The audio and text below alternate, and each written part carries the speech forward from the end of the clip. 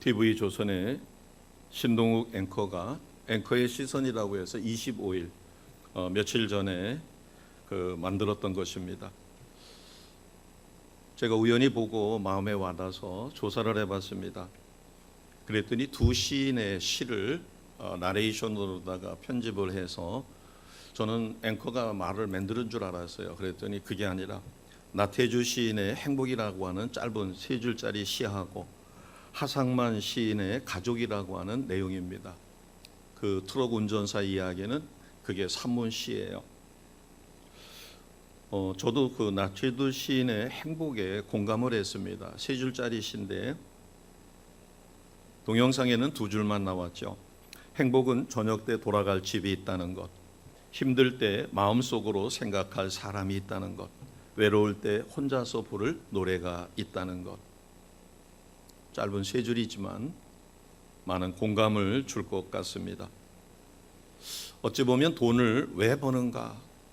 그 돈을 버는 궁극의 목적은 부모님은 가족을 위해서죠. 가족이 행복하게 살기 위해서일 텐데 가족과 돈의 가치가 뒤집혔습니다. 2019년 2년 전입니다. 그때 한국인의 삶의 가치 최고 1순위가 아까 보셨던 것처럼 좋은 배우자와 행복한 가정을 이루는 것이었어요. 그런데 2년 만에 금년에 조사된 결과에 전 세계 14개의 나라가 1순위가 가족이었는데 유일하게 한국만 1순위가 물질적 풍요였습니다.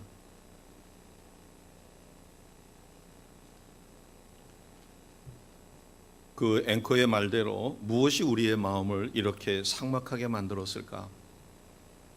성실하게 일해서 가족과 평범한 행복을 누리던 사람들을 좌절에 빠뜨린 이유는 무엇일까? 그 하상만 시인의 가족을 보게 되면 부모가 무리하게 돈을 벌지 않고 앵커는 25톤 트럭이라고 그랬지만 시인은 15톤 트럭을 썼더라고요. 그 트럭은 최소한 시속 180 정도를 밟아서 빨리, 그래서 몇 탕을 뛰느냐에 따라서 수익이 창출된답니다. 그런데 결혼해서 가족이 있고 또 자녀가 있고 봉양할 부모가 있고 이런 사람에게는 안 맡긴다는 거예요. 왜냐하면 가족을 생각해서 과속하면 위험하니까 자꾸 자기도 모르게 무의식적으로 페달에 발이 가서, 그래서 운수회사는 그런 사람들에게는 그런 트럭을 안 맡긴다는 겁니다.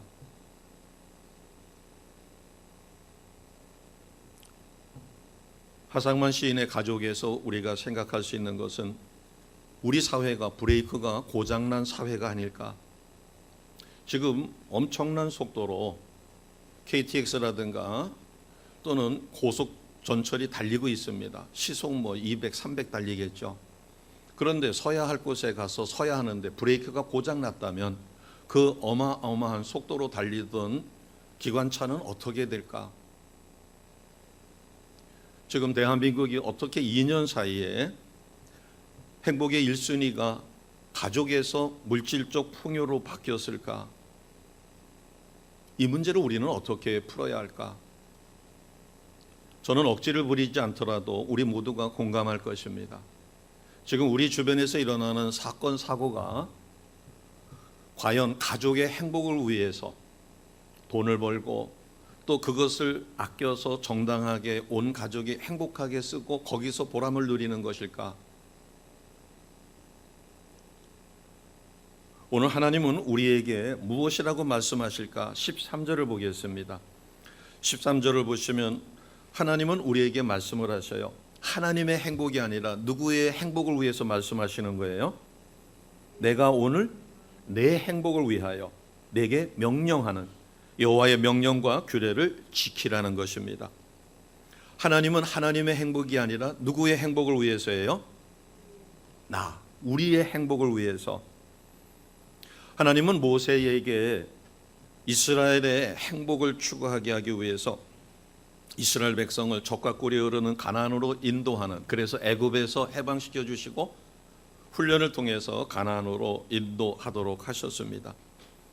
우리가 생각해 볼 때 부모가 우리를 낳아줄 수는 있어요. 그런데 부모가 행복을 낳아주지는 못합니다. 행복은 부모의 선택이 아니라 나의 선택이기 때문에 그래요. 어느 부모가 자식이 잘못되기를 원하는 부모는 없습니다. 그러나 아무리 부모가 최선을 다해도 그 자녀가 행복을 선택하는 것이죠. 자, 여호수아 24장 15절을 여호수아는 이스라엘 백성이 애굽에서 해방된 다음에 하나님이 40년을 광야에서 훈련시키고 드디어 젖과 꿀이 흐르는 가나안으로 들어가 새 나라가 만들어졌어요. 이제는 결단을 해야 될 때입니다. 선택. 하나님이 주시는 행복을 누릴 것이냐 아니면은 악마의 소굴로 떨어질 것이냐. 선택을 강요합니다. 자, 선택을 강요하는 게 24장 15절이에요. 같이 하겠습니다. 만일 여호와를 섬기는 것이 너희에게 좋지 않게 보이거든 너희 조상들이 강 저쪽에서 섬기던 신들이든지 또는 너희가 거주하는 땅에 있는 아모리 족속의 신들이든지 너희가 섬길 자를 오늘 택하라. 오직 나와 내 집은 여호와를 섬기겠노라 하니 아멘.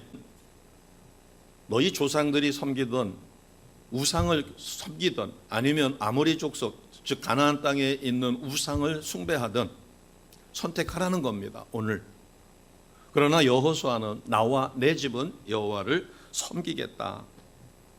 이와 같은 여호와의 선포가 우리 모두의 선포가 되시기를 주님의 이름으로 축복합니다. 어떤 선택을 하느냐는 굉장히 중요한 부분입니다. 사사시대에 큰 흉년이 들었어요. 우리가 흉년이 들었다고 해도 우리는 물이 풍부한 곳입니다. 그러나 이 중동 지역에서 특히 근동에서 흉년이 들면 물이 말라요. 물이 마르면 가축도 죽습니다. 사람도 죽어요. 그러니까 애굽에 있는 나일강은 아무리 큰 흉년이 들어도 강바닥이 완전히 마르지 않으니까 거기는 살 길이 있을 것이다 해서 애굽으로 피난을 갑니다. 사사시대의 흉년을 피해서 유대 베들레헴을 떠나 모압 지방이라고 하는 그곳으로 이주를 갔던 아비멜렉의 가족이 있습니다.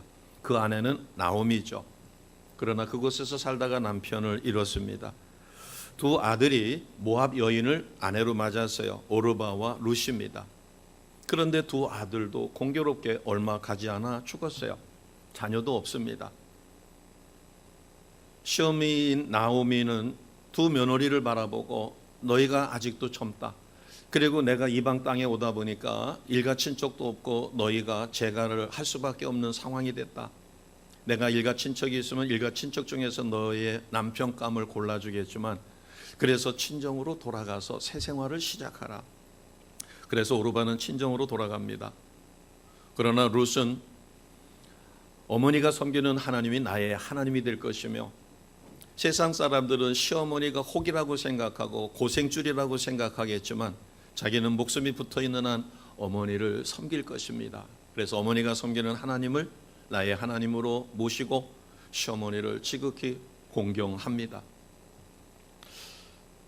이 롯의 선택은 모압 여인입니다. 모압 여인은 이스라엘 백성이 아주 우습게 알죠.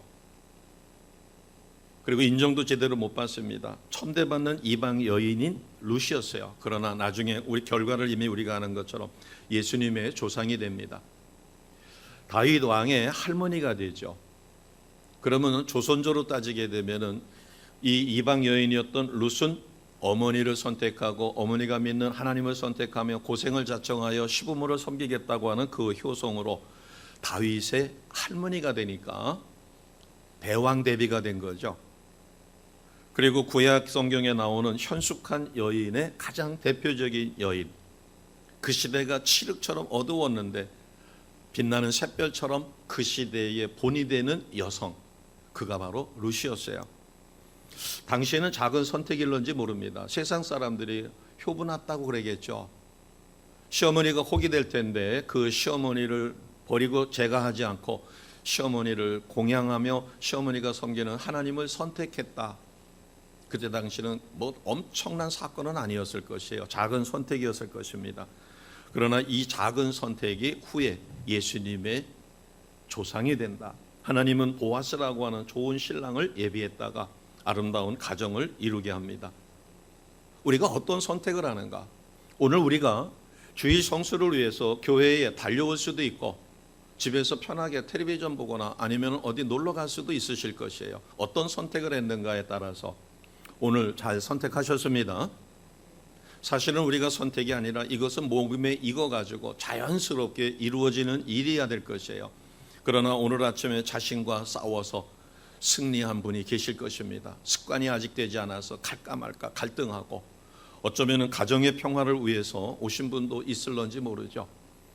그러나 내가 어떤 선택을 하느냐에 따라서 룻은 현명한 선택을 통하여 예수님의 조상이 되고 다윗 왕의 할머니가 되고 가장 현숙한 여인으로 칭송을 받게 되었습니다. 아까 13절에 하나님은 우리의 행복을 위하여 명령하셨어요. 하나님께서 우리에게 주신 명령과 규례를 지켜라. 자, 12절에 보면 하나님이 우리에게 원하시는 게 4가지가 있습니다. 자, 12절 우리가 먼저 같이 선포하겠습니다. 시작. 이스라엘아, 내 하나님 여호와께서 내게 요구하는 것이 무엇이냐? 곧 내 하나님 여호와를 경외하여 그의 모든 도를 행하고 그를 사랑하며 마음을 다하고 뜻을 다하여 내 하나님 여호와를 섬기고. 아멘. 4가지죠. 첫째는 여호와를 경외하라. 두 번째는 그의 모든 도를 행하라. 그리고 하나님을 사랑하라. 그리고 여호와를 섬기라. 이것은 마음만 있어서 되는 게 아니라 우리가 항상 선택할 때는 바른 선택을 해야 되는데 이 바른 선택은 훈련입니다. 주일날 되면 자연스럽게 예배 자리에 나오실 수 있는 분은 그동안 오랜 동안 훈련이 된 거예요. 어려서부터 밥은 못 먹어도 배가 고파도 예배 시간에 늦지 않기 위해서 헐레벌떡 달려가는 그런 훈련이 되어지면 자연스럽게 주일날이 되면 일찍 일어나 서두르게 되고 그것이 몸에 배서 예배 자리에 나오게 됩니다. 갈등할 필요가 없어요. 왜? 그것은 바른 일이고 바른 선택으로 이미 내 몸에 체질화됐기 때문에 그래요. 이런 훈련이 어디서 이루어질까? 이런 훈련은 교회 안에서 이루어집니다. 또 가정에서 이루어져요. 그래서 하나님은 가정을 축복하셔서 천국의 작은 모형으로 가정을 만들어 놓으시고 이 가정이 모여서 아름다운 천국인 교회 공동체가 만들어집니다. 교회는 사람만 모인다고 해서 되어지는 것이 아니라 아름다운 가정들이 모여 그 가정에서 훈련받은 신앙의 아름다운 결정체가 주일날 온전한 예배로 나타나게 되고 또 주일날 말씀을 통하여 찬양을 통하여 예배를 통하여 성령의 임재하심을 가정에서 직장에서 사회생활을 통하여 일주일 동안 소가 되새김을 하듯이 말씀을 되새기며 승리의 삶을 매 순간순간 사는 것입니다.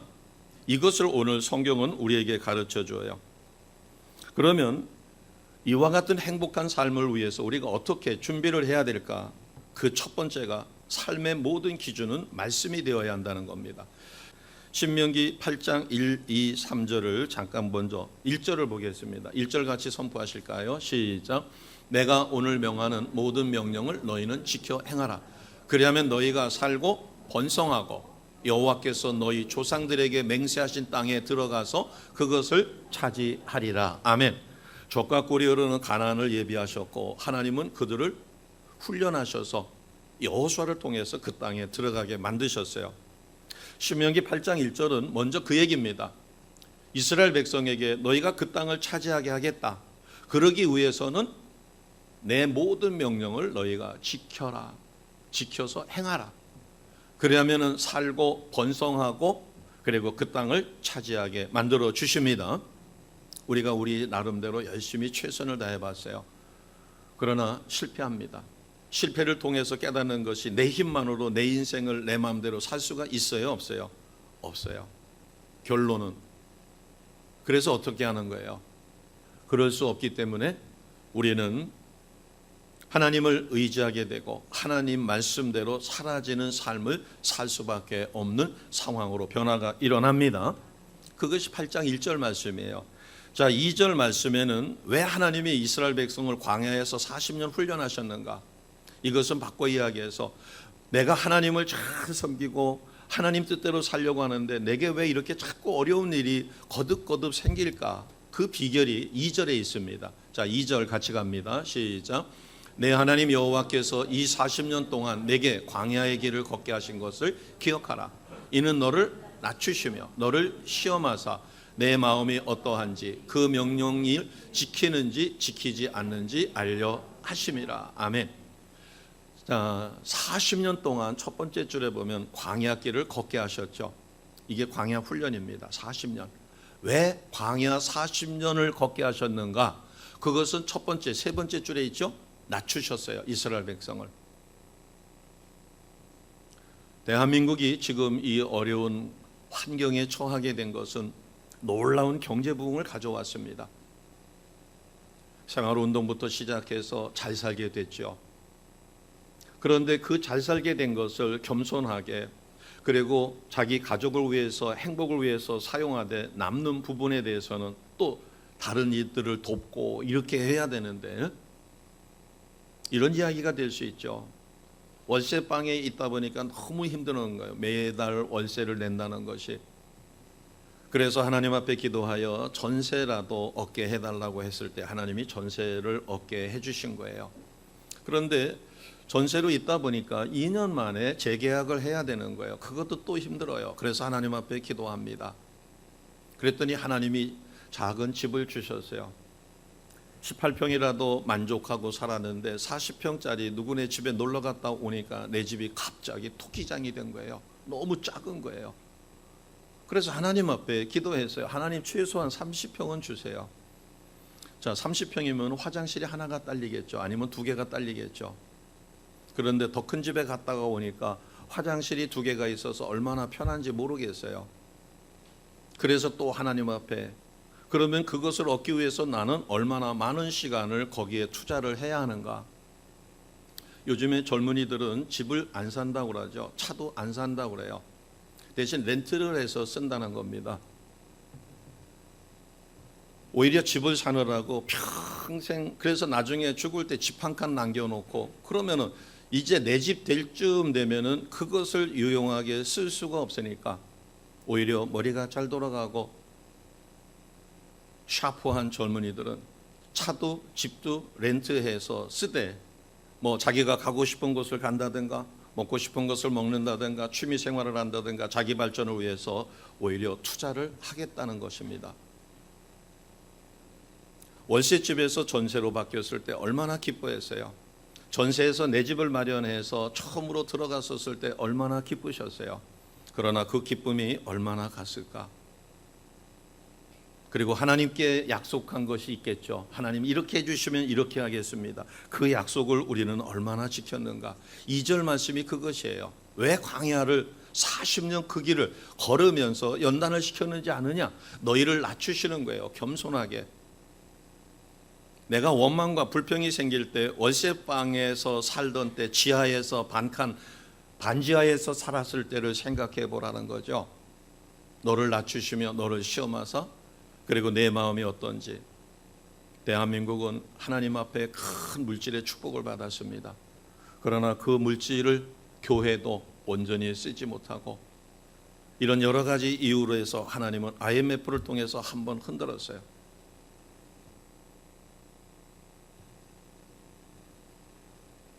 지금 코로나로 인해서 많은 이들은 경제라고 하는 게, 재물이라고 하는 걸 다시 생각하게 될 것입니다. 내가 돈이 있는데 외국에도 마음대로 못 나가죠. 외식도 마음대로 못 합니다. 그 다음에 목욕탕도, 대중 목욕탕도, 또 관광지 가고 싶은데 물론 이런 것 저런 것 생각하지 않고 가시는 분들도 많이 있겠지만, 그러나 내가 가지고 있다고 해서 내 마음대로 쓸 수 있는 세상이 아니다라고 하는 그러한 것은 느꼈을 것입니다. 그래서 하나님은 행복의 시작이 무엇으로 시작되어야 하느냐? 하나님의 말씀. 그래서 신명기 8장 2절은 하나님의 말씀으로. 자, 하나 더 보겠습니다. 3절입니다. 3절. 왜 하나님이 이스라엘 백성을 매일 만나를 먹게 하셨을까? 같이 합니다. 시작. 너를 낮추시며 너를 줄이게 하시며 또 너도 알지 못하며 내 조상들도 알지 못하던 만나를 내게 먹이신 것은 사람이 떡으로만 사는 것이 아니요 여호와의 입에서 나오는 모든 말씀으로 사는 줄을 내가 알게 하려 하심이라. 아멘. 뭘 알게 하게 하신 거예요? 우리가 사는 게 떡으로만 사는 게 아니라 무엇으로 살아요? 말씀으로. 이게 무슨 말인가 하면 이스라엘 백성은 광야에서 40년 동안 있는 동안 농사 안 졌습니다. 어디 가서 식물을 거두느라고 땀 흘리지 않았어요. 새벽이 되면 이슬과 더불어서 뭐가 내렸어요? 만나가 내렸어요. 매일. 그 만나를 그릇에 담아가지고 와서 요리해서 먹으면 돼요. 그래서 세 번째 줄에 보세요. 만나를 너희에게, 너희 조상들도 모르는 만나를 광야 40년 동안 하나님이 주셔서 먹였다. 왜? 사람이 무엇으로만 사는 게 아니라 떡으로만 사는 게 아니라 내가 의식주 해결을 위해서 발버둥 친다고 해서 의식주 해결은 이루어지겠지만 과연 그와 같은 발버둥 치는 삶이 행복을 가져오겠느냐는 겁니다. 돈이 최고라 나서 돈 벌기 위해서는 도덕이고 뭐고 다 파헤쳐버리고 편의점에 가서 알바하는 것은 불과 몇천 원을 얻지만 한번 눈 감고 부도덕하지만 그렇게 해서 비도덕적인 방법으로 특히 멕시코라든가 이쪽 남미 쪽에서는 마약을 운반해 줘가지고 성공만 하면은 몇 년 동안은 일하지 않고 먹을 수 있는 큰 돈을 모은다는 거예요. 그러니까 감옥 가고 총 맞아 죽을 생각하고 하는 겁니다.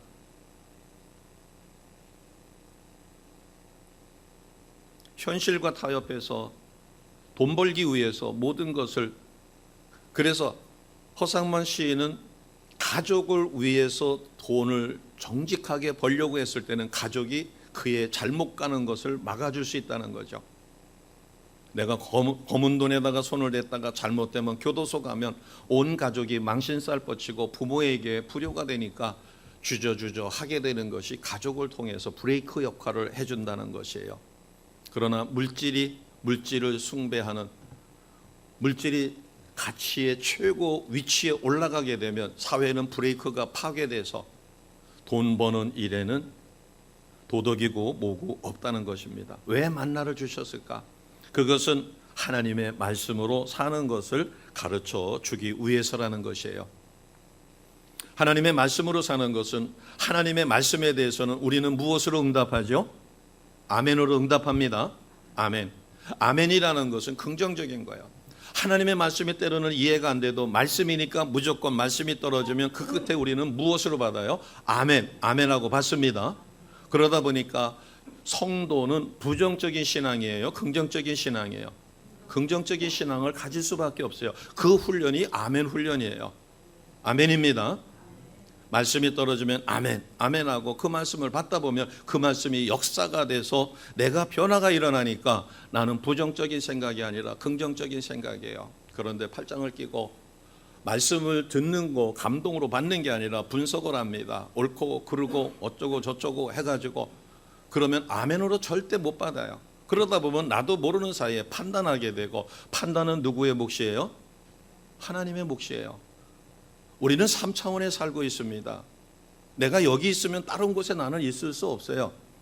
그런 편협된 삶 속에 있으면서 고차원의 세계인 하나님의 세계를 내가 이렇다 저렇다 분별한다고 하는 것은, 판단한다는 것은 잘못된 것이죠. 그래서 하나님은 긍정적인 신앙, 그래서 부모의 말씀에 순종하는 것이, 교회에서 말씀에 아멘 아멘하고 하나님의 말씀이 떨어지면 아멘으로 받는 훈련이, 가정에서는 부모가 부당한 것을 이야기한다 할지라도 아멘하고 순종하고 그 일을 하다 보면 존경하게 되고, 그리고 때로는 옳지 못하더라도 그런 과정에서 신앙의 훈련이 아름답게 이루어지는 것이에요. 하나님의 말씀이 이해가 되고 내가 납득이 돼가지고 아멘으로 받는 것은 쉽습니다. 그러나 욥처럼 하나님 앞에 최선을 다한 삶을 살았는데 그 많던 재산이 3번의 환난으로 하루아침에 싹 없어지고 10자녀가 떼죽음을 당하고, 이것을 도대체 어떻게 아멘으로 받을 수 있어요?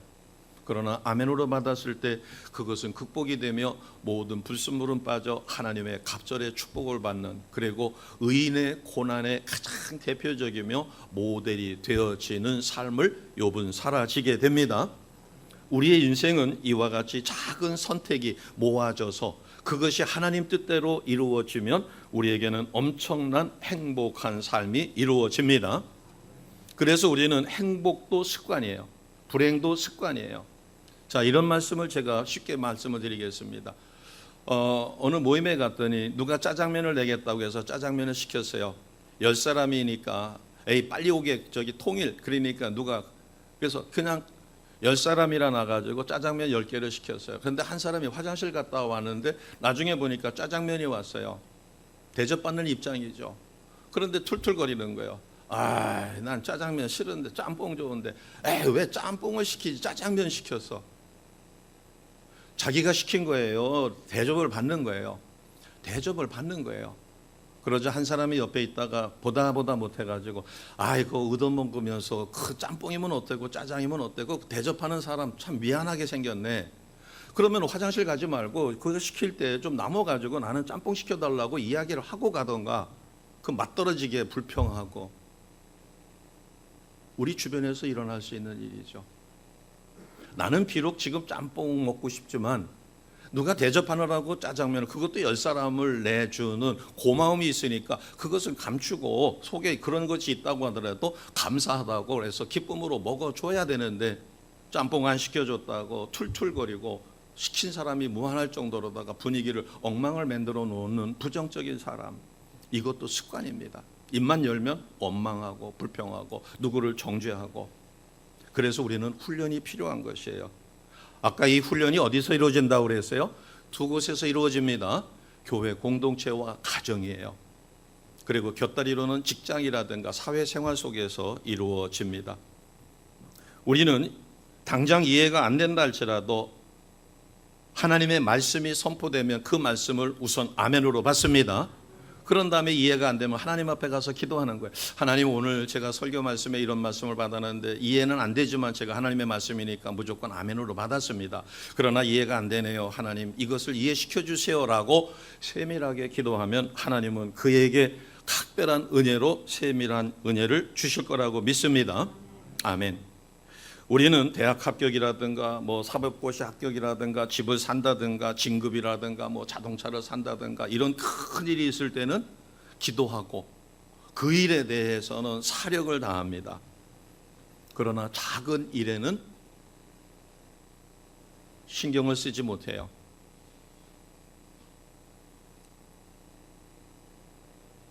주님께서는 작은 일에 충성하라. 그래서 우리에게 섬김을 가르쳐 주실 때 마태복음 5장 19절 말씀을 주셨습니다. 마태복음 5장 19절, 작은 것에 충성하는 하나님의 백성입니다. 이 작은 계명 하나를 지키고 가르치는 자는 하늘나라에서 큰 자라 일컬음을 받으리라. 아멘. 다시 한번 읽어드리겠습니다. 이 작은 계명 하나라도 지키고 가르치는 자는 하늘나라에서 큰 자라 일컬음을 받으리라. 마가복음 9장 41절에 보면 물 한 그릇이라도 주면 보잘것없는 사람입니다. 나하고 피부치도 아니에요. 그런데 그에게 물 한 그릇이라도 대접을 하면 아버지 나라에서 결코 상이 작지 않습니다. 이것은 무엇을 이야기할까? 자, 이렇게 한번 생각해 보세요. 예수님은 삶의 두 갈래 길을 가르쳐 주셨습니다. 하나는 천국으로 가는 길이고 하나는 지옥으로 가는 길이에요.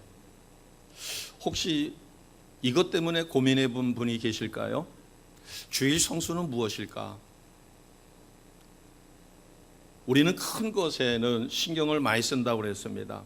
내 자녀가 수능을 본다, 취업을 한다, 그 다음에 무슨 시험에서 합격을 해야 된다.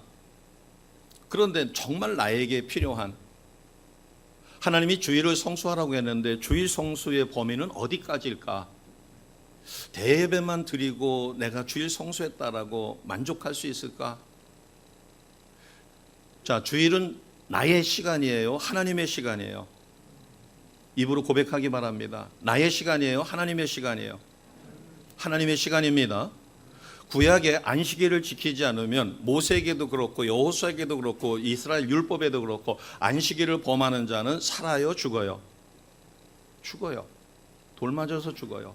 왜 그렇게 했을까?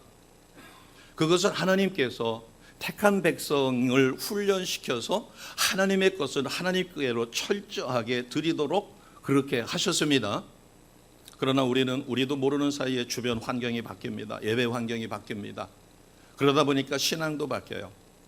아까 앵커의 말대로 2년 전에는 가족이 가치 기준 1순위였어요. 그러나 2년이 지난 지금은 물질이 1순위가 돼버렸습니다. 신앙도 타협을 합니다. 바빠요. 바쁜데 하나님을 위하여 바빠요? 나를 위해서 바빠요? 젊어서는 하나님을 위해서 바쁩니다. 그러다 보니까 하나님 앞에 열심히 봉사하고 토요일 날, 주일 날, 금요일서부터 그러다 보니까 심지어 연애조차 하지 못해서 혼기가 늦어지는 경우도 교회가 발생해서 성도들이 서둘러서 짝짓게 해주려고 교제하라고 이렇게 하기도 했어요. 그러나 점점 청년들의 의식이 바뀌고 사회가 바뀌다 보니까 이제는 작은 일에 충성하는 것이 아니라 큰 것에만 신경을 쓰고 나에게 정말로 소중한 주일 성수의 범위에 대해서도 우리는 고민해 보지 않는 겁니다. 자, 이제 말씀을 어떻게 우리가 행복을 가르쳐서 지켜야 할 것인가? 자, 오늘 본문을 통해서 5가지만 살펴보고 말씀을 마치고자 합니다. 13절을 보겠습니다. 하나님은 나의 행복을 위해서 말씀하셨어요. 무엇을 지키라고 하셨어요? 13절. 여호와의 명령과 규례를 지켜라. 같이 해봅니다. 여호와의 명령과 규례를 지키라. 우리는 수도 없이 말씀합니다. 여호와의 명령과 규례를 지켜라. 그런데 온전한 주의 성수조차 못하는 대한민국의 성도들이 부지기수라는 거예요. 오늘날 그렇게 이야기합니다. 아내가 밥상을 차려줬는데 밥맛이 없다고 반탄 추정하면 간이 배 밖으로 나온 사람이라고 그래요. 교회를 심호하시는 목사님이 새벽 예배를 푸시를 하면 간이 배 밖으로 나온 사람이라고 그러죠. 온전한 주일 성수를 이야기하면 간이 배 밖으로 나왔다 이렇게 농담 삼아 그런 이야기들을 하는 시대가 돼버렸습니다. 그래서 한국에서 폭발적인 성령의 역사가 일어나던 것이 중국으로 갑니다. 인도에서 폭발적인 성령의 역사가 일어나고 있어요. 지금 이라크라고 하는 중동에서 폭발적인 성령의 역사가 일어나 젊은이들이 목숨을 걸고 복음을 전합니다. 왜? 목숨을 걸고 복음 전하다가 죽으면 순교요. 바로 그들의 믿음이 아직도 알라신을 믿던 그것이 있기 때문에 그런 순교가 하나님 앞으로 천당으로 천국으로 바로 갈 수 있는 직행길이기 때문에 그들은 그 의식이 기독교에 접목되다 보니까 죽기 위해서라도 이방의 다른 나라에 가서 회교권에서 복음을 전하다가 순교를 당하는 것을 기쁨으로 하니까 폭발적인 역사가 일어나는 거예요. 1900년대 초기에 평양에서 놀라운 성령의 폭발적인 역사가 일어났습니다. 그러나 오늘날에도 하나님은 대한민국을 그렇게 쓰기 원하시지만 신앙의 풍토가 바뀌었어요. 자, 13절 다시 한번 보겠습니다. 첫 번째, 행복을 위해서 하나님의 명령과 규례를 지켜라 라고 하십니다. 두 번째는 16절에 있습니다. 16절은 두 가지 메시지예요. 자, 같이 하겠습니다. 16절입니다. 그러므로 너희는 마음의 할례를 행하고 다시는 목을 곧게 하지 말라. 아멘. 할례를 행한다는 것은 마음을 연다는 거예요. 강팍한 마음. 세상 가치관으로 아무리 얘기를 해봐야 소용이 없어요. 왜? 나는 출세해야 돼. 세상 없는 일이 있어도 나는 돈 벌어야 돼. 아니야. 아이고, 나는 다른 거 다 희생하더라도 내 집 한 칸은 마련해야 돼. 내 눈에 흙이 들어가기 전에. 이런 식으로 마음을 콱 닫아버리면 다른 이야기는 들어가지 않습니다. 부모님의 말씀에 대해서 마음을 닫아버려요. 에휴, 또 잔소리. 그러면 딱 닦이면 뭐 별소리 다 해봐야 이쪽 귀로 듣고 이쪽 귀로 가고 하나도 기억이 안 남습니다. 할례, 마음의 할례를 하라고 하는 것을 하나님 말씀에 대해서 열고 하나님의 말씀을 아멘으로 받는 것입니다. 강요하지 않으면 아멘하지 않는 마음, 강팍한 마음이죠. 그래서 마음의 할례를 받아라. 할례를 받는다는 것은 말씀이 떨어지면 무조건 이해되지 않아도 아멘, 아멘, 아멘으로 받는 것입니다. 이게 두 번째 행복의 조건이에요. 세 번째는 하나는 마음의 할례를 행하는 것이고 다시는 무엇을 하지 말라고 그랬어요? 목을 곱게 하지 말라. 목을 곱게 한다는 것은 무엇이에요? 이스라엘 백성은 아침에 하나님이 만나를 줘서 그 만나를 먹습니다. 40년이 지나도록 신발이 헤어지지 않았어요. 옷이 떨어지지 않았어요. 목화를 재배할 필요가 없습니다. 누에를 칠 필요가 없어요. 왜? 하나님이 먹이고 입히고 재우시니까. 그런데 조금만 물이 없어도, 조금만 어려움이 있어도 원망하고 불평하고, 그래서 하나님이 뭐라고 하셨어요? 이 백성은 무엇이 고든 백성이라고 그랬어요? 목이 고든 백성이다. 하나님 말씀에 순종하고 감사해야 되는데 하나님 말씀에 순종하지 않고 감사하지 않는 목이 고든 백성이에요.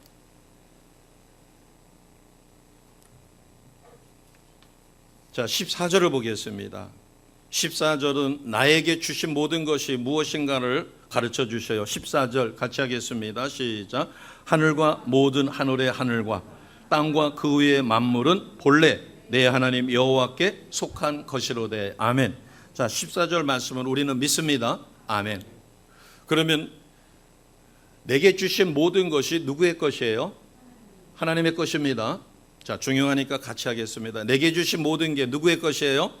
하나님의 거예요. 내 생명은 누구의 거예요? 하나님의 거예요. 나에게 주신 시간은 누구의 거예요?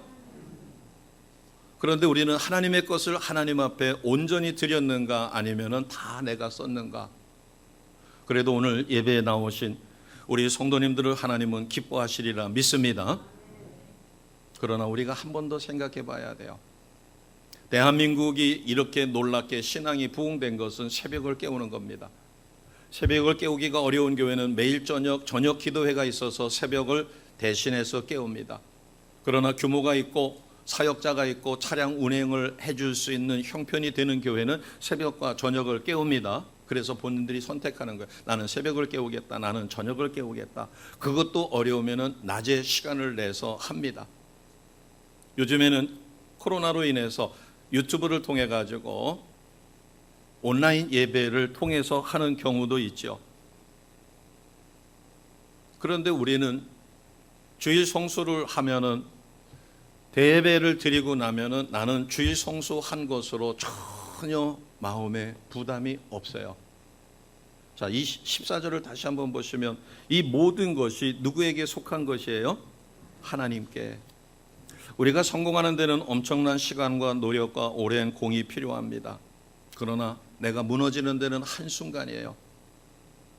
그래서 하나님께서 뭐라고 말씀하셨는가 하면, 너의 행복을 위하여 오늘 내가 내게 명령하는 나의 명령과 규례를 지키라는 것이에요. 그리고 하나님은 사랑이시니까 그 사랑을 본받아서 실천하라는 것입니다. 자, 18절 19절이 그 얘기입니다. 같이 하겠습니다. 18절 19절입니다. 고아와 과부를 위하여 정의를 행하시며 나그네를 사랑하시며 그에게 떡과 옷을 주시나니 너희는 나그네를 사랑하라. 전에 너희도 애굽 땅에서 나그네 되었음이니라. 아멘. 돕는 손길이 있어서 한 10여 년 동안 쓰던 성탄 트리가 부서졌습니다. 이젠 더 이상 할 방법이 없어요. 그래서 부속만 빼가지고 100만 원 들여가지고 3m 높이의 새로운 성탄 트리를 샀습니다. 그래서 두 가정에서 후원을 해주셔가지고 아름답게, 그리고 경찰서 것도 오래 써가지고 또 거기는 밖에다가 세워놨더니 바람이 불어가지고 몇 차례 쓰러지더니만 부서지고 막 그렇게 됐어요. 그래서 어제 작업을 해가지고 어제 밤에 불을 밝혀놨습니다. 여기 들어오는 입구의 것은 그저께 만들어가지고 불을 밝혔고요. 그러다 보니까 지나다니시는 분들이 그렇게 이야기합니다. 아이고, 교회가 오니까 너무 좋네. 그러면서 교회가 와서 여기가 깨끗해졌다는 것도 감사하고, 꽃밭을 만들어가지고 고맙다고도 이야기하지만 트리를 만드는 걸 보고 너무 이쁘다고, 너무 아름답다고, 아마 주변에 트리가 없고 또 저희가 생각하기에 저렇게 밖에다가 대형 트리를 설치하지를 않으셨을 것 같아요. 전에 여기 3층에 교회가 있었어도. 그런데 저희들이 그곳에다가 이제 해서 하고, 또 지난번에 사랑 나눔 축제를 통해서 교회가 이렇게 좋은 일도 한다. 아마 그런 것이 복합돼서 교회가 오고 나서 너무 좋다라는 표현을 쓰시더라고요. 그래서 추운데 그것을 작업하면서 기쁨을 누렸습니다. 주님은 말씀하셔요. 너희가 나그네였다. 우리는 나그네입니다. 노래에도 있죠. 인생은 나그네길. 어디서 왔다가 어디로 가는가. 최혜준 씨는 인생이 어디서 와서 어디로 가는지를 모르니까 인생은 나그네길, 어디서 왔다가 어디로 가는가, 정처 없이 흘러간다 이렇게 이야기했지만, 우리는 나그네길이지만 어디서 왔다가 어디로 가는지를 분명히 아는 나그네입니다. 그래서 나도 나그네요. 잠시 잠깐 이 땅에 살기 때문에 짧은 시간 동안에 나보다 더 헐벗고 굶주린 사람들을 우리는 당연히 도와주어야 합니다. 우리뿐만 아니라 아프리카에서 하루에 3끼도 못 먹고 부모 잘못 만나가지고 하루에 한 끼도 제대로 먹지 못해서 피골이 상접한 어린아이들을 본다면 우리는 그들을 위하여 선교의 손길을 도와주어야 합니다. 그것을 가르쳐 준 게 18절 19절이에요. 고아와 과부를 위하여 나그네를 사랑하라. 자, 마지막으로 5번째 가르침은 20절입니다. 20절 같이 합니다. 시작. 내 하나님 여호와를 경외하여 그를 섬기며 그에게 의지하고 그의 이름으로 맹세하라. 아멘. 우리가 기억해야 될 게 있습니다. 창세기 12장에 보면 하나님이 아브라함을 선택하셨고 아브라함에게 3가지 약속을 하셨어요. 창세기 12장 2절에 보면 내가 큰 민족이 될 것이다. 내게 복을 주어 내 이름을 창대하게 하리라. 그리고 내 후손에게 젖과 꿀이 흐르는 가나안 땅을 주겠다. 그리고 아브라함을 통하여 모든 족속이 복을 받을 것이다. 그래서 아브라함을 복의 근원, 복의 통로라고 이야기합니다. 우리도 아브라함에게 주신 5가지 복을 받았습니다. 개인의 복, 가정의 복, 그 다음에 사회의 복, 국가의 복, 그 다음에 열방의 복을 우리는 받아 누리고 있습니다. 그런데 아브라함이 하나님의 이 약속을 마음에 담고 본토 친척 아비집을 떠나라고 할 때 그 지시한 땅으로 떠났어요. 그런데 아브라함이 도착해서 첫 번째 어려움이 겪습니다. 어떤 어려움인가 하면 창세기 12장 10절에 보면 그 땅에 큰 기근이 있었어요. 그 기근을 피하기 위해서 어디로 가야 정상적이에요? 애굽으로 가야 정상이에요. 왜? 거긴 큰 강이 있으니까. 그래서 애굽으로 갔어요. 하나님 앞에 묻고 하나님이 가라 그러면 갔으면 좋은데 하나님의 말씀에 철저히 순종하여 본토 친척 아비집을 떠났던 아브라함이 하나님 앞에 기도하지 않고 애굽으로 피신을 갔어요. 가뭄이 들으니까는 당연히 애굽으로 가야죠. 그건 상식적인 일이었어요. 그런데 애굽에 가서 어떤 일이 벌어졌어요? 그의 아내가 너무나 예뻐 바로의 후궁이 될 뻔했어요. 굶주림 때문에 애굽으로 내려갑니다. 그러나 그곳에서 바로에게 아내를 뺏길 뻔했어요. 명령에 순종해서 지시할 땅으로 갔습니다. 그런데 그곳에서 그가 첫 번째 겪은 사건은 자기 아내를 잃을 뻔한 가뭄을 피해서 애굽으로 간 사건이에요. 이것은 우리에게 무엇을 가르쳐 줄까요? 자, 마음을 크게 열고 기도원에 들어가서 10일 금식을 했습니다. 21일 작정 금식했어요. 15일, 14일 금식했어요. 아니면 3일 금식을 했어요. 금식을 해서 하나님과 소통하게 되고 은혜를 받아가지고 룰루랄라 해서 집에 왔어요. 왔는데 은혜를 까먹는 거는 순식간입니다. 남편이 독이 올라가지고 있다가 예편대 별지랄 다 하네 하고 말 한마디 악살스럽게 쏟아내면 거기에다가 대응하다가 보니까 다 쏟아요. 그래서 기도원에서 내려올 때 하나님 제가 내려가서요 은혜 받은 거 쏟지 않게 해주세요라고 기도하지만 그러나 우리는 약할 수 있어요. 아브라함도 하나님 말씀에 순종하여 지정하신 곳으로 갔지만 거기서 만난 것은 가뭄을 피하기 위해서 애굽으로 내려갔다가 아내를 잃을 뻔했어요. 이것은 우리에게 무엇을 가르쳐 줄까요? 어떠한 위기 상황에서도 우리가 굳건하게 서기 위해서는 하나님의 말씀을 철저하게 믿고 그 말씀대로 순종하며 따르는 훈련이 필요합니다. 그래서 신앙은 훈련이에요. 같이 해봅니다. 신앙은 훈련이다. 순종 훈련이다. 겸손 훈련이다. 지금 아멘 아멘 하시는 것도 겸손 훈련이에요. 이 세상 어느 누가 자기에게 시킬 수 있겠어요. 그러나 하나님 앞에서 우리는 말씀을 통하여 신앙 훈련이며 순종 훈련이며 겸손 훈련을 받습니다. 교회에서 받고 가정에서 받고. 그래서 하나님은 축복하신 기관이 둘밖에 없어요. 교회, 가정.